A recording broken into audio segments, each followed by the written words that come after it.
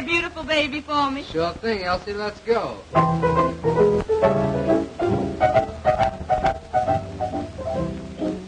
You must have been a beautiful baby.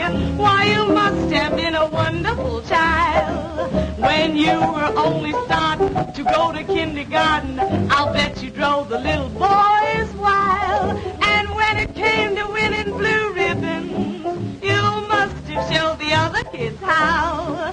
Why, I can see the judge's eyes as he handed you the prize. I bet you made the kids bow, 'cause you must have been a beautiful baby. 'Cause baby, look at you now. Why, you must have been a beautiful baby. Why, you must have been a wonderful child.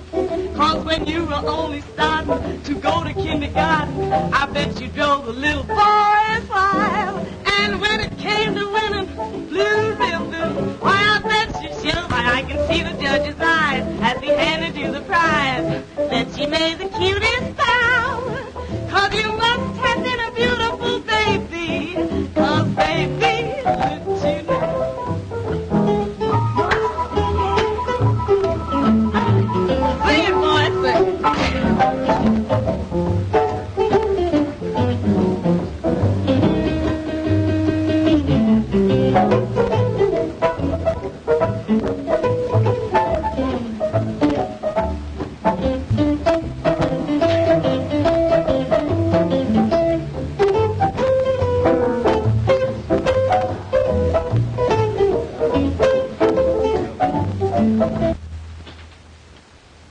Come in.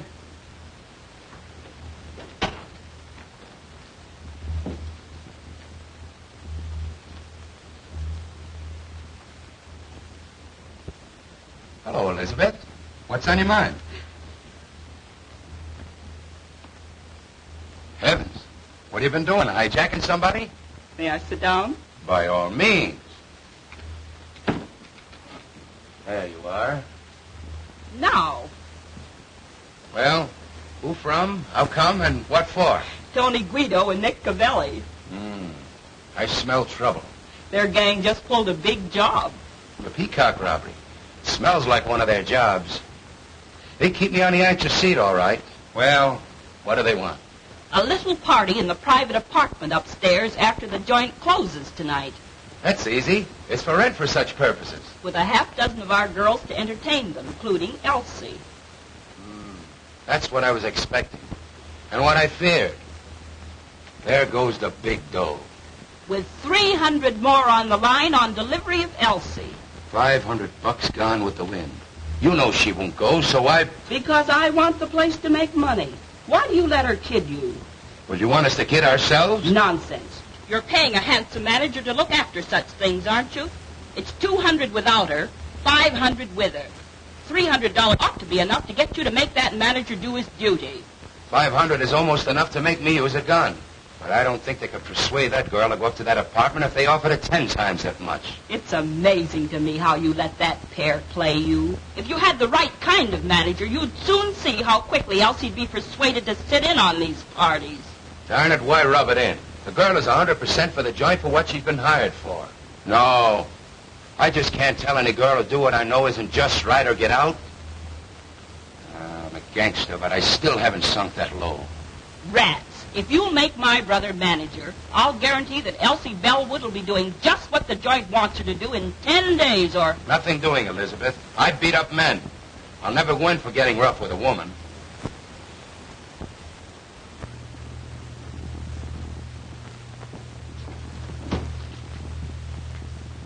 Oh, Mr. Farina, Yes? step here a minute, please. Get a load of that specialty.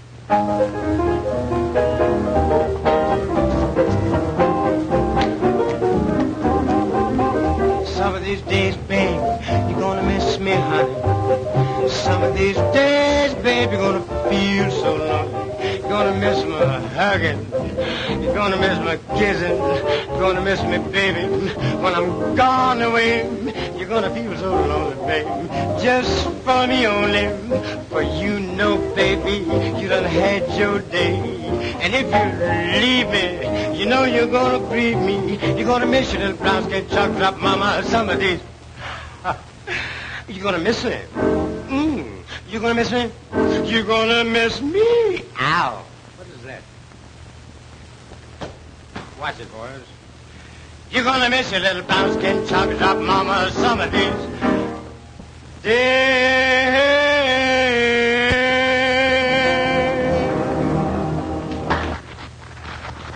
A manager should be able to entertain in case you come up short of an act some night.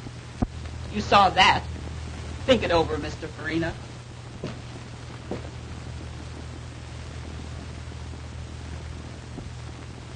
As I started to say, Elsie's a good performer, and they like her.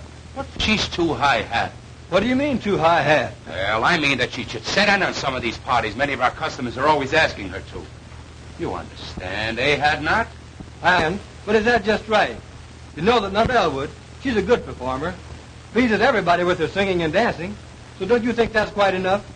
Of course, but the other girls go in for it, so why not her? That's her business. I hired her to do just what she's doing. If she wants, I couldn't stop her. But if she doesn't... I understand all that. But if we could promise some of them a date with Elsie, say, many would be willing to spend more dough. As I said, that's up to Elsie. But you mustn't expect me to try to persuade her.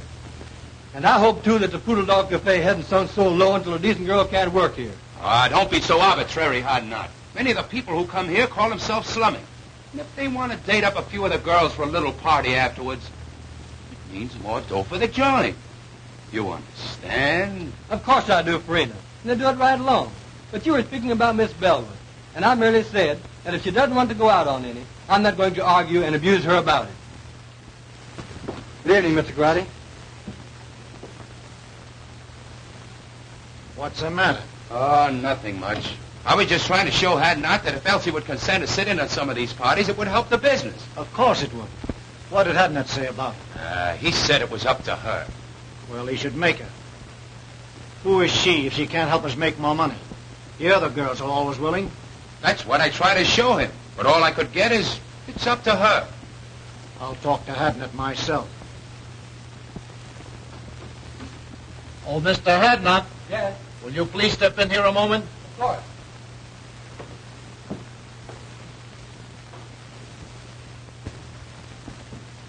Have a seat.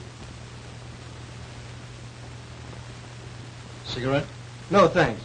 Mr. Hadnot, my cousin tells me you don't like the way we run our place. Hadnot don't think that we ought to try to persuade Elsie to go out on parties if she don't want it. I said that I wouldn't try to... Now, this Elsie girl, she's very attractive. Some of our customers will sit in a little party now and then. You understand, after the place closes. Now, we like to oblige our customers. So we think that you should... Listen, Mr. Grady, your partner and I have just party. It's up to her. But I hired her to sing and dance here in the place, not to go out on private parties. Now, if you want to try to persuade her to, that's your business, but I won't. Oh, you won't, eh? Well, what do you think we got you hired for besides managing the place? We can do the managing. That is, you know the girls better than we do. You talk the same language. Now, we've been after this girl to help us out a long time. Now we say you get her to or... Quit. That's okay by me. Now, Hadnot, you don't have to do that. Let's talk it over. You see, I try to You get... both made your positions very clear. There's no alternative but to do what you want me to or resign. I'm resigning. You can get plenty of men in my race to do anything you ask them to. So why waste your time on me? As far as Miss Bellwood's concerned, she's a lady. I have too much respect for her, for myself, to try to persuade her to do what you know and I know is wrong. As to you two, if you had any respect for the unfortunate members of my race, especially the girls who are forced to work here, you wouldn't try to make them do ugly things. But since you haven't, I don't like your attitude. I'm quitting. Good day.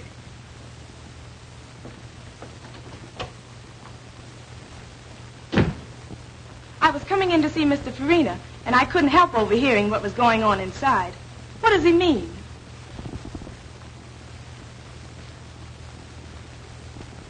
It means that I'm leaving, Miss Bellwood. You leaving? But why? If you overheard much of the conversation, you ought to know. It's because of you. I'm sorry. But you mustn't. You can't. I won't let you give up your job on account of me. Now, The only way I could get it back and keep it would be for you to do what they wanted me to make you do. And if you did, I would hate both you and myself. oh, you're so fine and noble, and jobs are scarce. I could never feel comfortable or happy knowing that you gave up yours because you wanted me to stay decent. Why, Oh, let's not take it so seriously. I don't belong in that place anyhow. neither do I. If you just must quit, then I will too. You'll do nothing of the kind. There's nothing wrong with your job. And you don't have to change your ways just because some drunken, depraved customer wants to go flying around with you. Meantime, the customers like you. And you're making more money now than it is possible for you to make anywhere else. Forget about me and the cheap job I had. But don't you understand that I understand all about what you want to say. But the fact is, I've been appointed to a job on the detective force. I was going to quit the first of the month anyhow. The prosecuting attorney is anxious to break up the cabaret racket. And their efforts to force you to be bad, whether you want to or not, should be a part of it. Anyway, I've got a better job. So go in there and do your work and keep on being nice. I like you that way.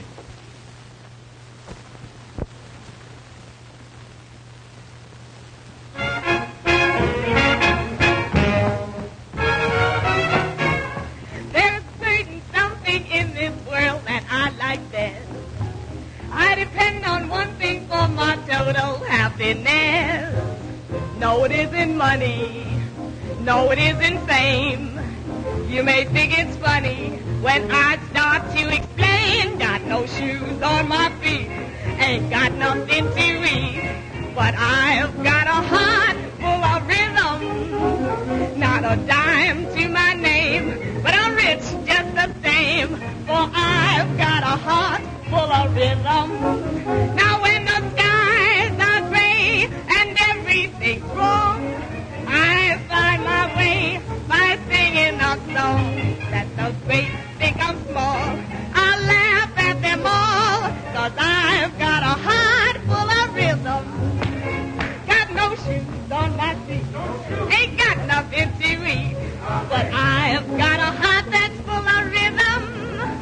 Not a dime to my name, but I'm rich just the same. For I've got a heart full of rhythm. Now when the skies are gray and everything's wrong, I find my way by singing a song. Let the great think I'm small. I laugh at them all, for I've got a heart full of rhythm.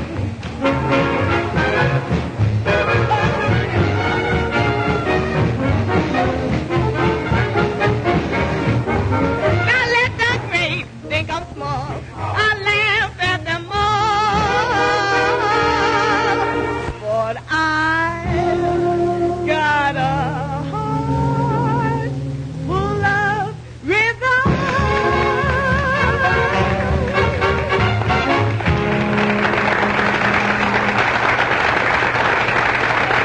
Be very happy when I think of you being without your job on account of me. Tell you, Elsie, if I may call you that. You may, of course. Thanks. That makes it easier. Getting back to what we were talking about, I was trying to tell you that I didn't care. You see, I've been studying for detective work for 2 years. It comes under civil service. I took the examination. Thing is all right. I don't have to worry about a job for me any longer. With a better job, I can do more good. Naturally, I'm glad that I can now be more independent and stand up when the occasion rises for decent girls like you. I sure like you for that, and I shall always respect you. I hated to think that you had to suffer any inconvenience or embarrassment on my account. However, I like to think that the Negro race have such a terrible time. If we had a few more girls like you, maybe it wouldn't be as hard as it seems. By the way, did you happen to notice anyone hanging around to take my place? Yes, those Landry boys. Incidentally, distant relatives of mine. They're made to order for dirty work. They'd hardly stop at murder. So, I may have to quit after all. No, the customers like you too well. Just you stand pat, and they'll soon quit trying to persuade you. I hope you're right. It was bad enough for the help while you were there. But with outfit like my relatives in charge? Why, I shudder when I think what those poor girls will have to put up with now. Oh, you don't need to. I'm on the getting outside. I can be out in a jiffy and upstairs before you can get around on this side. I want to thank you for a fine evening. But if I find out that you're lying about that detective job, I'm going to make you let me do something that I never thought I'd ever do. Take care of a man.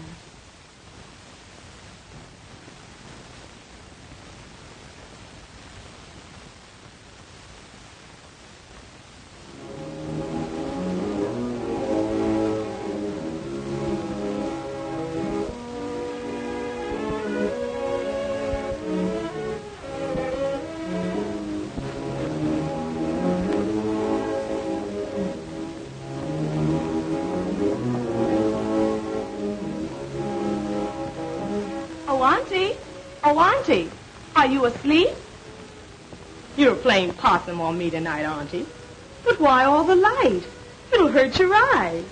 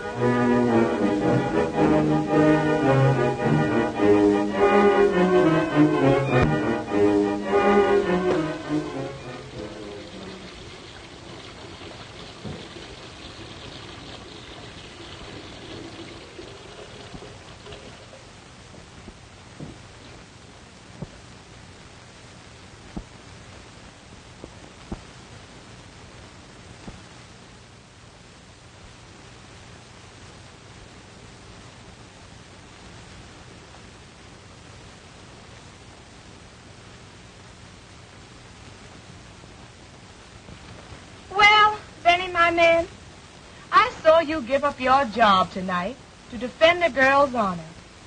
A girl almost a stranger to you. But she's a good girl, Benny. And you stood up for her and believed in her at the price of your job. That's what I call a man.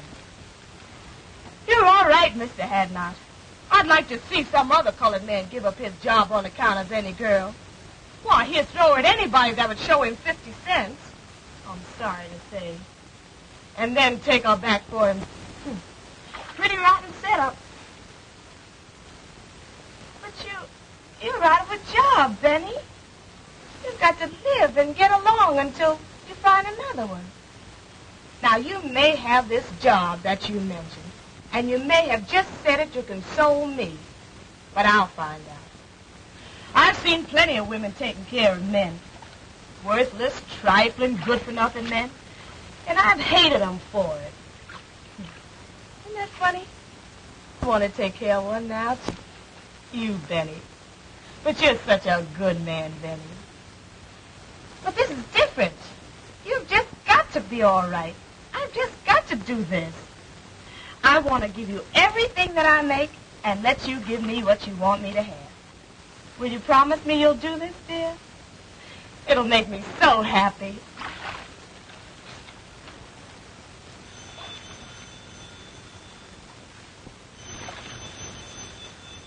The phone. That's strange. I wonder who could be calling at such an hour. Liz, what do you say we start the session with a little drink, yes? Okay, boss.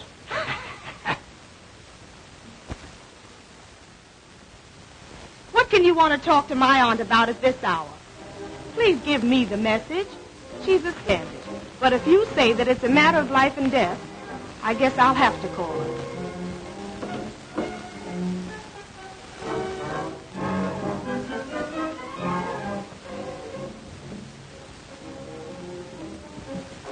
Oh, Auntie. Auntie, someone wants you over the phone. Do you hear me? Poor Auntie. You're tired. I just won't do it. Whoever it is has got to give me the message or wait until you wake up.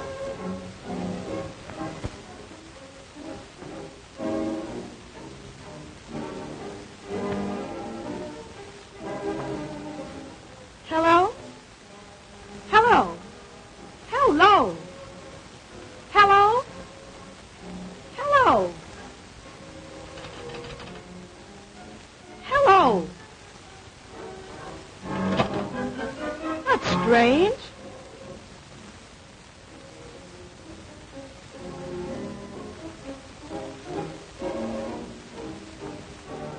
Oh, Auntie. Auntie, wake up. Please wake up.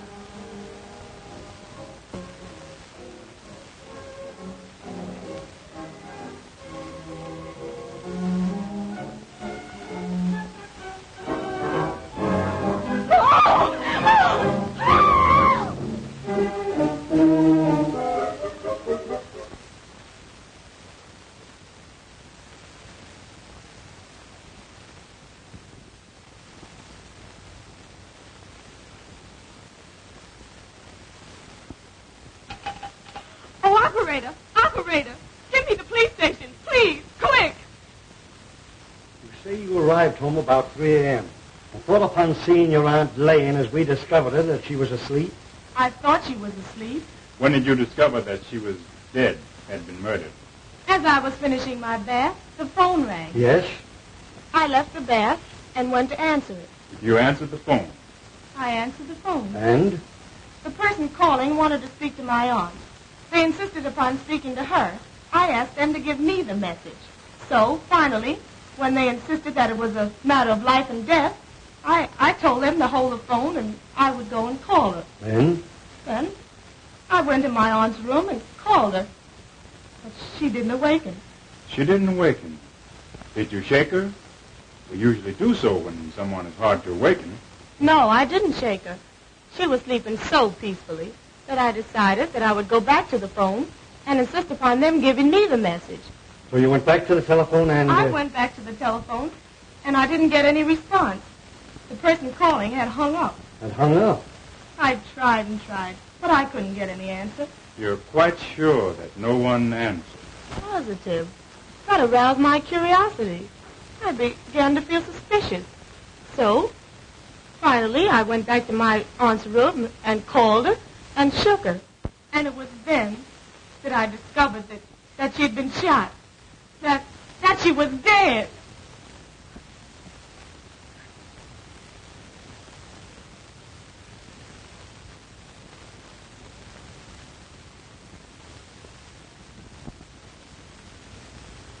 Well, what do you think of her story? Sounds truthful. It does, and it may be. But in cases like these, one can never tell. It always pays to reserve decision until you learn more. That's true. Who is the girl? Her name is Elsa Bellwood. Do you know her? In a general way. I've talked with her. She's considered a very good singer and dancer and works at the Poodle Cabaret. I see. Do you know anything about her reputation, her character? She's in the show business, you know. This case seems to offer something. It is unusual. For instance, someone calls over the telephone and insists upon talking to a woman you can see it who has been dead for hours. And times the call when he knew the girl would have returned from her work and at such a late hour. If the girl is innocent in this murder, then someone who called knew something about who did it, if they did not kill her themselves. Now, if the girl killed her aunt, she would have had to leave the cabaret. I guess, say, between 10:30 p.m. and midnight. Go home, shoot her aunt while she was asleep, go back to the cabaret, go on with her work, and then come back here in an hour and call the police station. It's too complicated for the arresting officer. There's only one thing to do. We'll have to take her downtown and hold her. I'm sorry. She seems like a very nice girl and truthful. But somebody killed that woman. Now, as the girl was the only one here, there's only one thing to do. Take her downtown and book her. Come on. Does this mean that I'm under arrest? I'm awful sorry, but you are. Oh. And it means that you're going to lock me up? Put me in jail? Yes, I'm awful sorry. I'm not blaming you. There's been a murder, and the law has got to find out who did it. Well, there's no one else to hold it this time but me. So... If you have an idea who did it... No, not the least. Not the least. I can't imagine anyone wanting to kill my aunt. Poor auntie.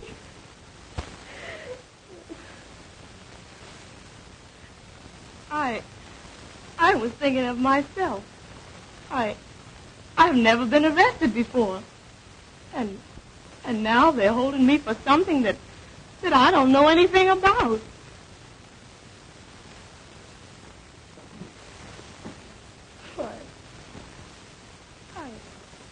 I'm under arrest. And they're going to put me in jail. Well, once if you're sure... I'm not sure of anything. I merely feel that the girl is innocent. We should go easy on her until we get some more evidence. Well, I'll speak to the matron. But you understand she cannot leave. But at least the room isn't a cell. Thank you. I've talked to the matron has a room here with a bed in it. So we're going to let you have it so you can get some sleep. Then when you're brought before the DA this afternoon, you'll be more rested and composed and think more clearly. You must be awful tired after such a night and all of this. Thanks. You're very kind. I am tired. Very tired. I feel... Oh, I guess I just don't feel anything anymore. I'll call the matron now. Do you know a lawyer? Have you some friends? I have no lawyer.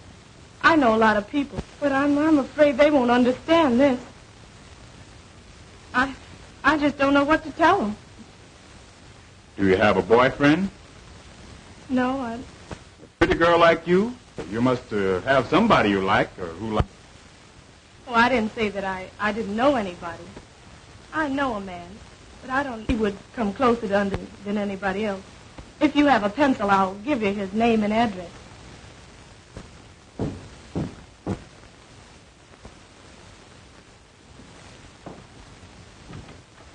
Hello, Wanzer. Hello, Hadnot. Come in.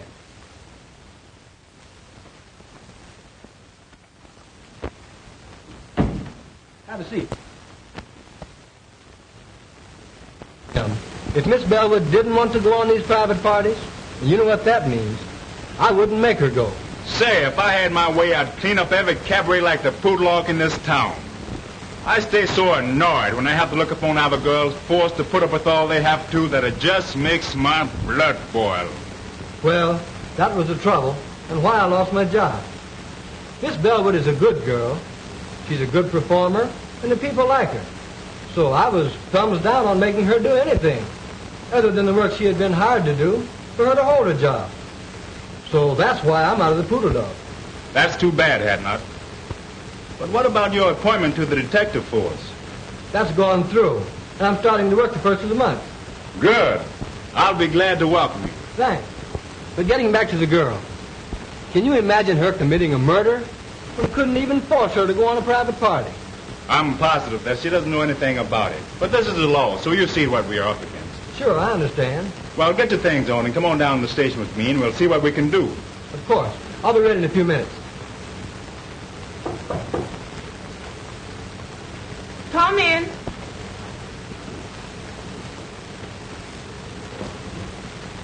Oh, Elsie. Benny, Can you imagine such a terrible happening? And to you. Mr. Wanzer brought me the news. I'm so sorry for you. Oh, yes. Mr. Wanzer has been very kind. Let me thank you again, Mr. Wanzer. I'm glad to have been of little help. I imagine you and the young lady would prefer to discuss this between yourselves. So you will please excuse me. Thanks. Now let's have a seat and you can tell me all about it.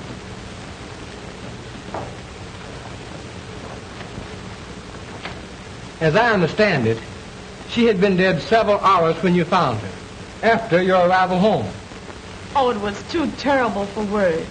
Why, I walked about the house talking to her, at intervals, for about 15 minutes after and called, or maybe had called, to see if I had returned home. And when they found that I had, and didn't know that she was dead, then that's the way it all ends. I can't even imagine beyond that. She was shot between 11 and 12 o'clock last night. Now, what time were you called? Between 3 and 4 a.m. She must have been dead at least 3 hours before the girl, according to her story, discovered the body. Just about. You know, this case offers something. Here are two colored women living alone together, who one finds the other mysteriously murdered. Now what? I've detailed Wanzer to investigate it. That's sensible. Being a colored man, he might be able to find out things that one of our other officers could not. And I expect him to uncover something by this afternoon. Come in.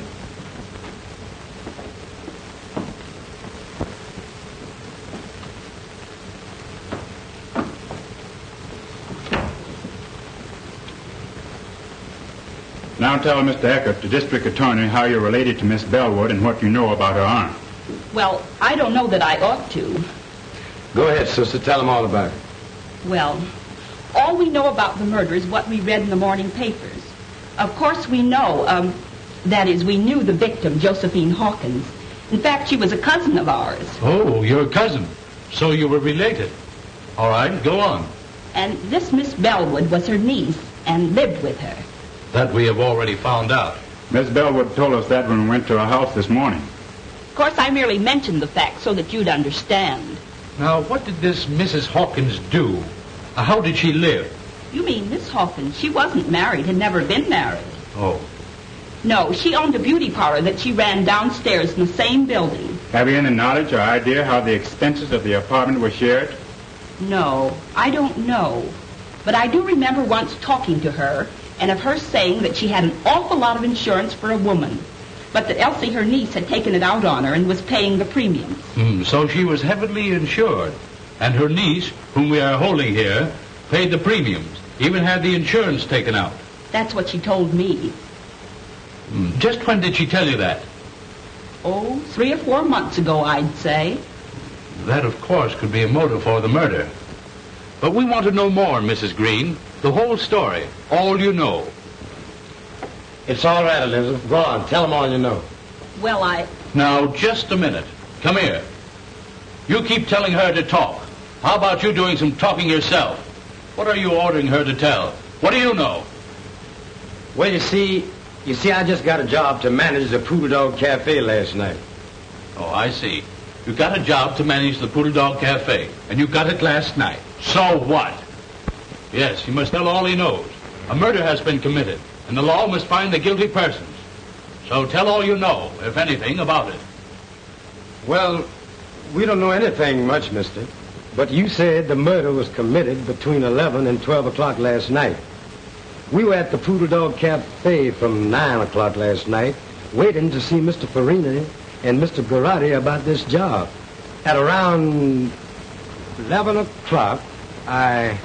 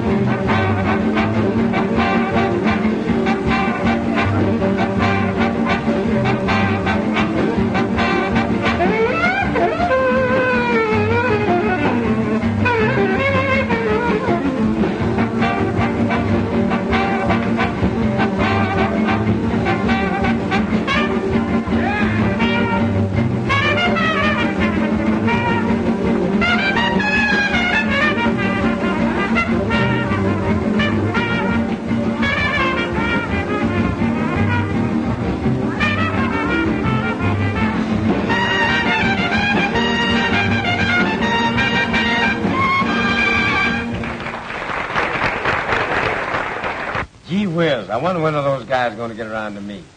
We've been waiting here for 2 hours. I'm getting tired. Well, go on outside and catch some air. But we're going to keep on waiting until they send for you if it takes all night. All right, I'm going outside. I'll go along with you. What time is it, anyhow? 8 minutes to 11. Now, how long are you going to stay out there in case they send for you? Oh, I don't know. 5 or 10 minutes. All right. I'll expect you back in 10 minutes. Be sure you're back in 10 minutes, however. And I hope you get back before they send for you. So do I.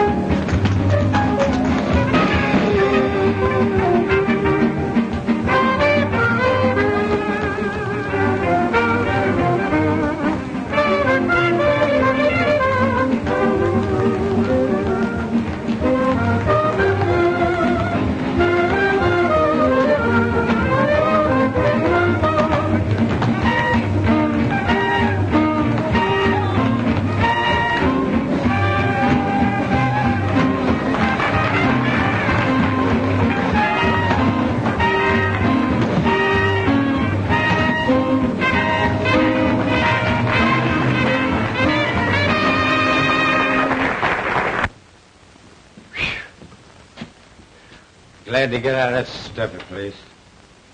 Cigarette? Yeah.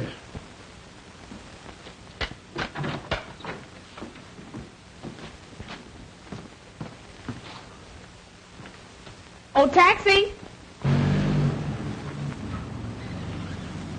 Drive me to 1415 Yandy Street, please. Quick! I sent my brother back inside and asked him to call me if I was sent for. It was pleasant outside, and I hung around half an hour. It was perhaps 25 or 30 minutes later when...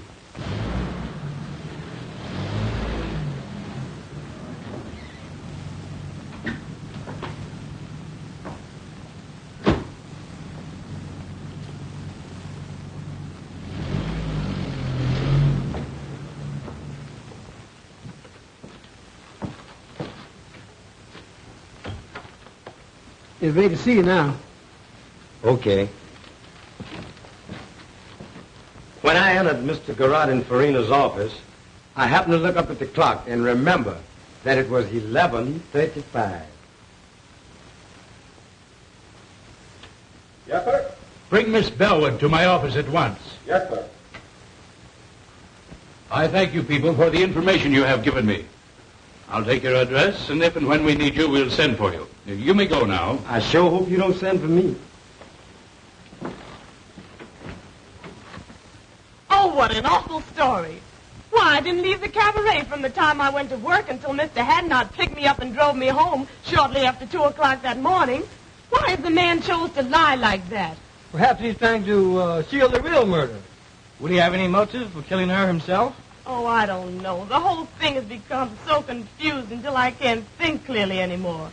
But I can't see where he would have had any motive. And why are they trying to put it on me? These cousins of your aunt seem to have hated her, or you both. Can you prove that you didn't leave the place at the time he said you did? I'll try to. Now, let me think. I remember.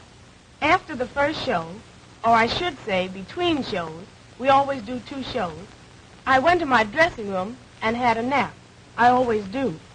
If someone saw you go to your dressing room and could swear you stayed there until the second show, that would counter this evidence, which Landry will no doubt repeat when he's placed on the stand at the trial.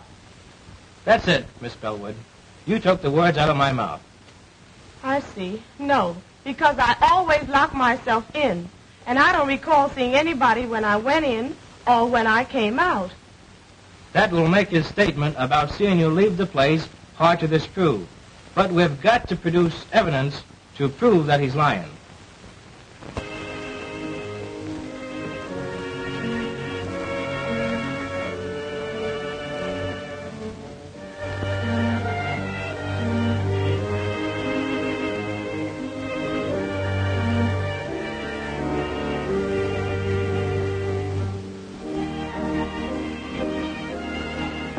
Darling. There's no use, Benny. Why give me false hope? Just leave me here to slowly succumb to this living death. I want to forget that I was ever born, and that I ever had any hope, and that I was ever a free person, once happy and hopeful. I can both understand and appreciate your hopelessness and despair, Elsie. But I want to tell you, dear, that I love you. Have loved you long before you even knew it. And that I've dedicated my life to righting this great wrong and setting you free. Since you didn't kill your auntie, somebody else did. So you see, I must ultimately succeed. And I will succeed. Oh, what you say sounds so beautiful, Benny. Well, I'm only a convict now, and I shall always be pointed out as a convict. You're a victim of circumstances, Elsie. You're not the first person to suffer this misfortune. When the guilty persons are brought to justice, you'll be a martyr, and no person can point a finger of guilt or scorn at you. I'm going to help you, dear, but you must help me to enable me to help you. Help you, Benny? How can I? Easily and simply. I believe Mrs. Green and her brothers either killed your aunt or hired somebody to do it. At least know who did. Either way, the truth is not before very long. Some Negro mixed up in this is going to talk. They always talk. And they can never keep a secret, especially one so important as a murder. Maybe. But why haven't they talked? They know... Don't you catch my point, dear? You had to be convicted first. They've kept so busy telling lies to put you here that they couldn't start talking up to now. But with you convicted and here in prison, they'll soon relax. They'll think they've been smart in putting you here and don't know enough to realize that you can be gotten out. Their first move now will be to try to get the insurance money. I'll bet I'll be able to write you in less than a week if they've made application for it. I love you, dear. You're my great incentive. Kiss me.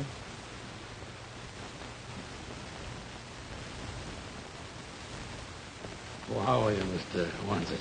Would you have a chair? Sit down here. You told me once that Mrs. Green's husband had been in love with your aunt many years before, back in the South. And he loved her dearly. And he was still in love with her when she was killed, and would come to see her often. But he's disappeared. I haven't seen or heard of him since the night she was murdered. That's strange. I'm sorry you didn't tell me that before. I didn't think it was that important. Maybe he just went away and will come back sometime. He may and he may not. Meantime, this might prove a connection. It might turn out to be the link that's missing. Maybe you'll find out something when you go to the city from, Reverend Bryson. He knew us all before we came from the South. Maybe you'll find out something from him about Mrs. Green's husband. Although it has been a long time since we came north. This looks like a lead. I'm going to follow it. I have a feeling we'll get somewhere. Now that this Elsa Bellwood has been convicted of murder and sent to prison for life, who will the company pay the money to? Oh, that will be decided by the court. In the meantime, this Green family, Elizabeth, John, and Clyde, have applied to it of next of kin. Oh, they have? So soon? Yes, I have the application papers here.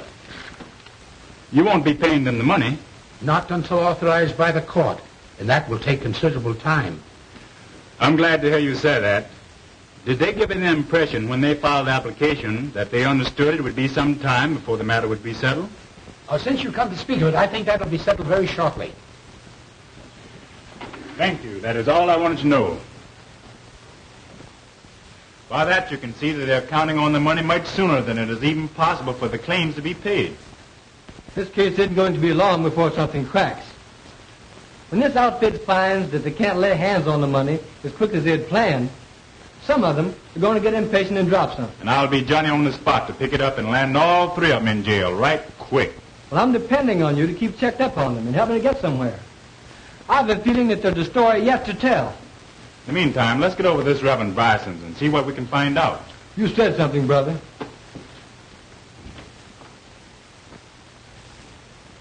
Be seated, gentlemen.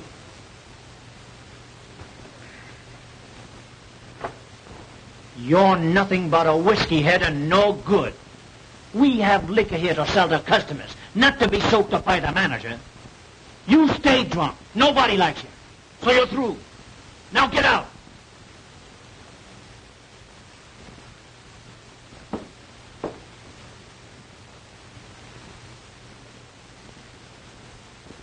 Yes, I know everybody that's involved in this unfortunate affair. I knew Josephine Hawkins when she was just a pretty young girl having beaus for the first time. I knew Elizabeth Landry when she pulled the trick on Ned Green that made them man and wife. She says that she's going to have a baby and that I'm his father. Are you? Maybe I am and maybe I ain't. You know I ain't the only one that's been running around with her. Well, that's the chance you take, young man. She has you charged with fatherhood. There's no alternative. What do you mean there's no alternative? Well, I mean that you must marry the girl. But I don't love her. Never did and never will. You know who my girl is. You know who I've been going around with. And I ain't afraid to tell you that I love Josephine Hawkins. She wouldn't come up with no tale like this. Why should she want me to marry her when she knows that I'm in love with her cousin? Well, that I don't know, young man. Now, you admit that you've been having clandestine affairs with that girl. She charges you with being the father of her unborn child. If you do not marry the girl, she'll have you arrested and put you in jail. You have a very good reputation, and you shouldn't permit either yourself or the girl to be scandalized. When you get ready for the ceremony, bring the girl here to me. Well, I married the couple. And 3 months later,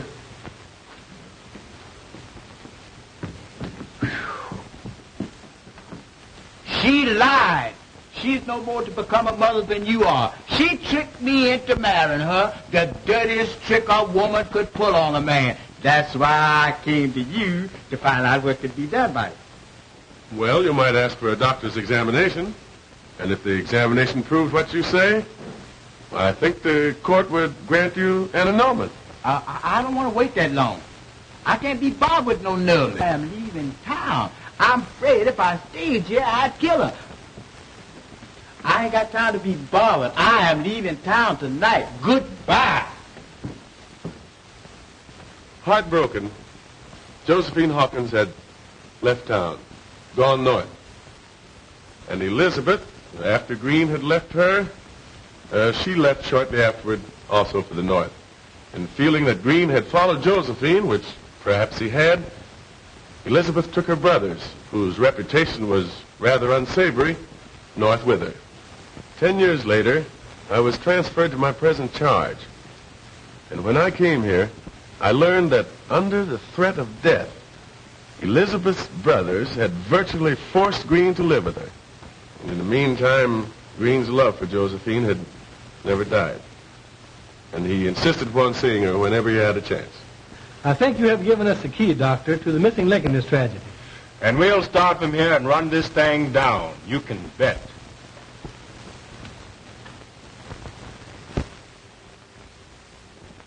Here we are, broke, strapped. It may be months before we get this money, if at all, and you must keep pouring liquor down your dirty throat until the Italians get disgusted with you and kick you out. Oh, you make me sick. Well, what do you expect? You planned this whole thing. For 20 years, I've been a slave to your design. Ever since the time you tricked Ned Green into marrying you, everything has been subordinated to your convenience. The only way I've been able to keep up is to keep pouring a lot of rotten liquor in me. And I couldn't quit drinking. No, because I had that cheap job at the Poodle Dog Cafe. And just as soon as you get this money, I'll go out of your life forever. And you won't never need be bothered with me again. I'm sick and tired of the whole thing. And I'll be glad when it's through and all over with.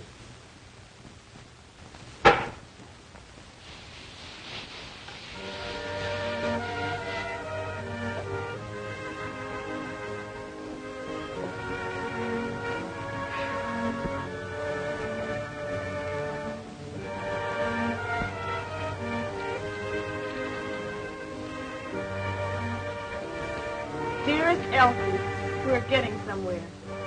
Very soon the case will be cracked wide open and you'll be free.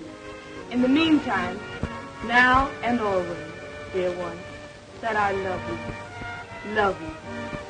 Benjamin.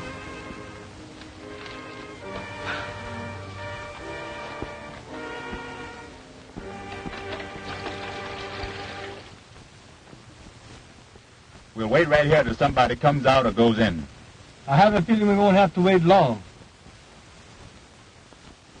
Hey, son, come here. Yes, sir? Live around here? Right across the street in that house with the yellow shades. How about the house next door? Mrs. Green lives there. Mrs. Green? Yes, sir, and her two brothers, John and Clyde. Nobody else? Well, her husband used to stay there, but he don't no more. He doesn't anymore. Why? I don't know. He just don't. He ain't been there in a long time. I think he went away somewhere. Anyway, he ain't there no more. But Mrs. Green's brothers, do they still live there? Oh, yes, sir. One of them's there now. He always is. The other one will be coming along soon. They eat about this time. And the other one will be coming along soon for his dinner. Which one's there now? John. He sleeps up until about this time. Then he gets up and eats. And then he goes down to the Maple Leaf Social Club. Maple Leaf Social Club, eh? Well, what time does he get back? He's never back before I go to bed, so I guess he gets back kind of late. Now, this brother John that you mentioned, does he work? They say he does. My papa says they gamble down there. And he does something. Thank you, son. Well, there's something for you. Oh, thank you, sir. Now, what time do you go to bed? About 9 o'clock, sir. About 9 o'clock. I see.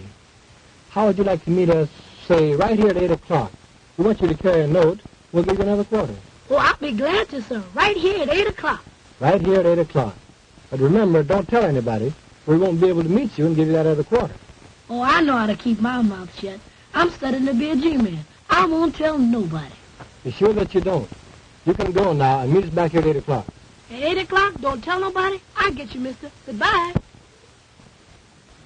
What's the idea, anyhow? I want to have a little talk with Brother John. A little private talk, and I need the boy to help me to arrange it.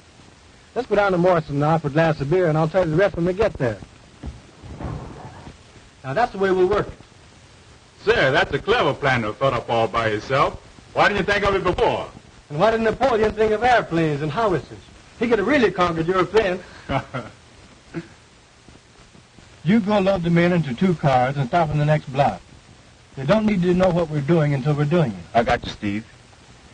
Now, when I drive up, be sure and have your hand on your gun and be ready to get in the car and cover it. Understand? I got you twice. Okay, now going.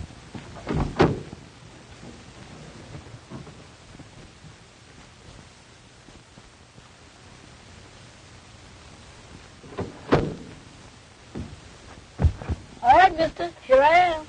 So I see. Johnny on the spot. Always be on time, and you'll get somewhere by the time you become a man. Yes, sir. Say, do you know where the Maple Leaf Club is? Sure. I want you to show me that. So you drive up to the next corner, then you turn right, and there you are. All right, here it goes.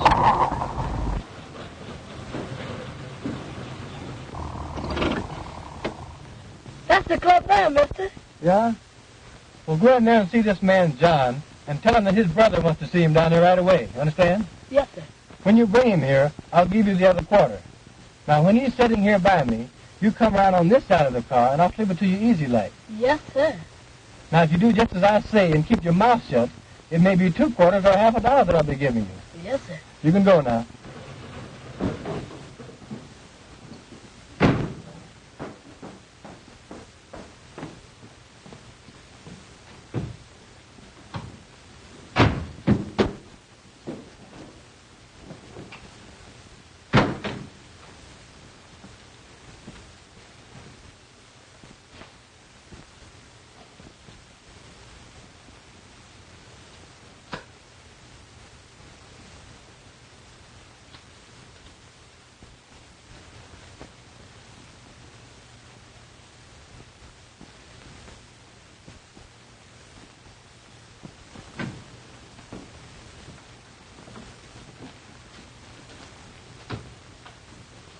Hello, John. Well, hello, Hadnot. Ain't seen you in a long time. Been kind of busy since I left the Poodle Dog. Yeah. Say, where's my brother? You'll soon see, you contemptible liar. That was just an excuse to get you out here. I wanted to see you. What's the meaning of this? We was trying to hope somebody... All right, I got him covered. Say, what's the meaning of this, fellas? I ain't done nothing. What y'all gonna do with me? We're taking you for a little ride, and you won't be coming back. I ain't coming back. How come? Ever heard of Tolston Manor? You mean that handy house way out there on Tolston Point? Yeah. What's that got to do with me? We're taking you there. For a little seance with the ghost of the manor. Not if I knows anything about it. Oh, no, my good fellow. Not only are we taking you there, we are going to tie you up and leave you there to starve to death and die. You've been telling lies and have done an innocent person a great wrong. So we're going to take you up to meet the ghost of Tolston Manor and all his imp ghosts, after which you die. Oh, Lordy. Come on. Say, what's the meaning? Come on. That's all right. What y'all gonna do with me? I ain't done nothing. Get on it now. Come on.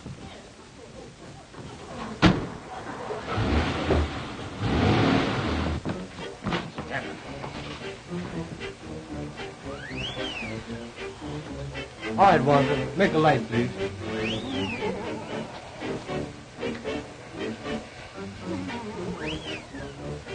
Ghosts, working by rope control.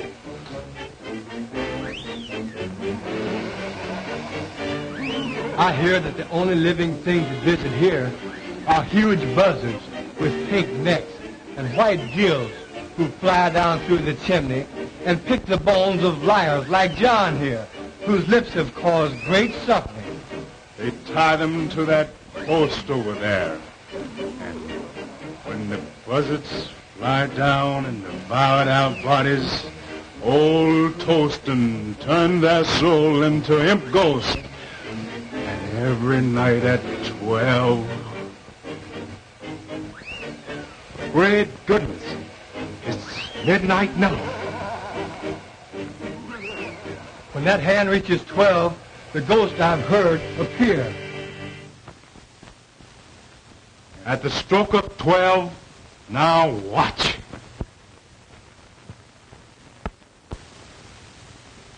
Well, that settles it. The party over for a while, so we'll tie John up and leave him here and... Oh, please, man, please don't. Of course, if you care to do a little talking, tell us who killed Josephine Hawkins. We might decide to wait a while. If you promise them hands won't come back, I'll tell you anything, everything. Just don't leave me here. You're such a rotten, dirty liar until I hesitate to believe anything you say. You swore in court under oath, so how do you expect us to believe you out here?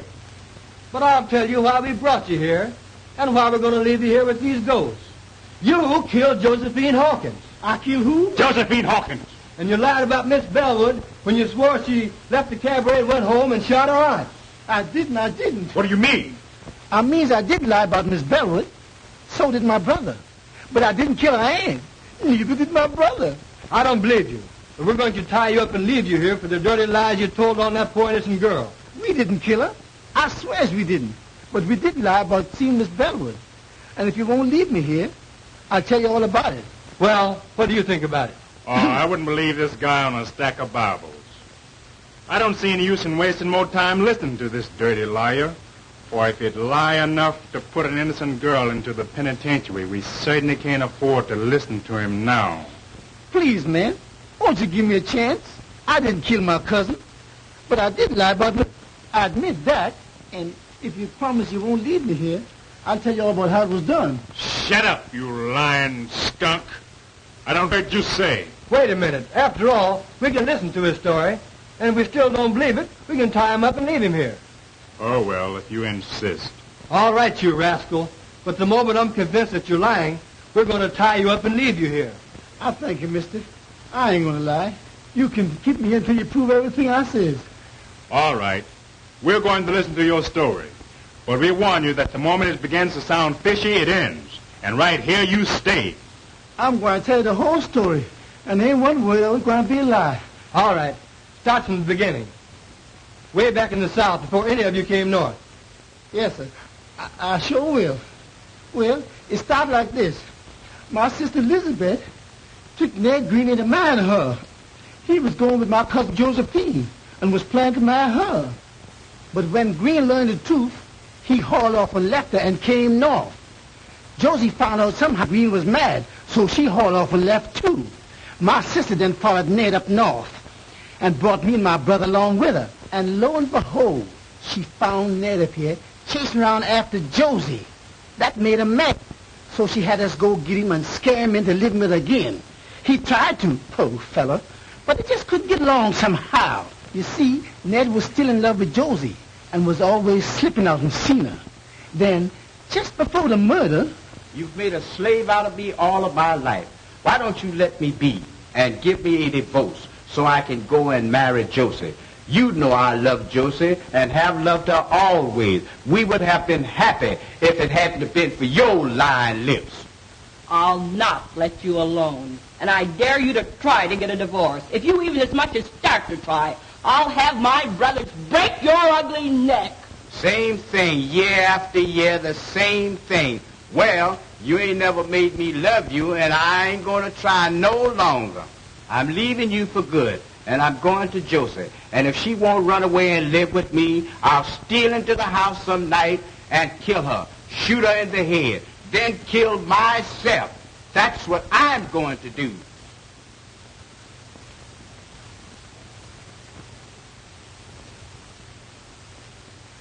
No dumb Negro like you ever had nerve enough to shoot anybody. And as for killing yourself, you make me laugh. But my sister was mistaken that time. For the very next night, that was the night of the murder, when we returned home from the cabaret where we testified we saw Elsie leave, then come back. We found a note.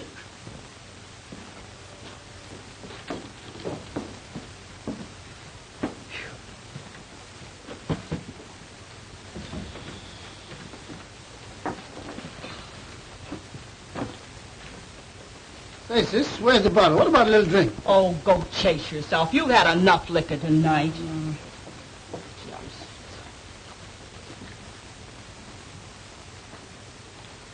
Say, what's this? There's a letter.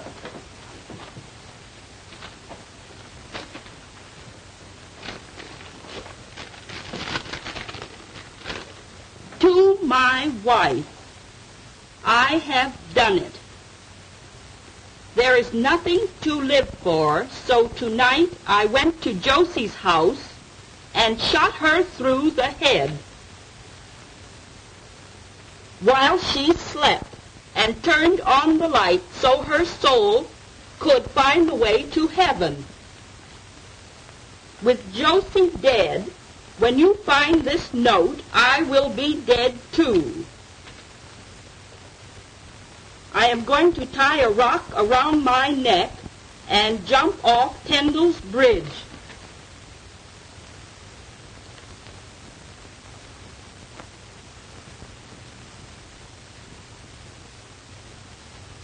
If you care to bury me, you will find my body at the bottom of the river under the bridge. Unhappily, Ned. My sister then sat down and planned the rest. We knew exactly what time Elsie would come home. So she called up Cousin Josephine's house every 10 minutes, starting at 2 a.m. She finally got Elsie. She could tell then that the girl didn't know her aunt was dead when she said, I'll go and call her. And when she did, Lizzie hung up on her. She knew then that Elsie would find out that her aunt was dead, had been killed. Lizzie stayed up all night long, making up that lie about Miss Elsie leaving the cabaret and coming back, so as to make it look like Elsie did it. Then she rehearsed me and Clyde on how to tell it. We were scared they would mix us up. All the time we was at the district attorney's office, Lizzie kept on pinching me and Clyde to make us tell it like she rehearsed it. You see, she was after that insurance money, and she figured that if she could get Elsie convicted, why, she'd get it. Well, what do you think of it? Well, I guess we'll put him under arrest while we check on his story. And if we find Green's body... That'll reopen the case and set Miss Bellwood free. All right, fella. We're calling the party off, taking you back to town and locking you up until we can see if your story is true. Let's get going.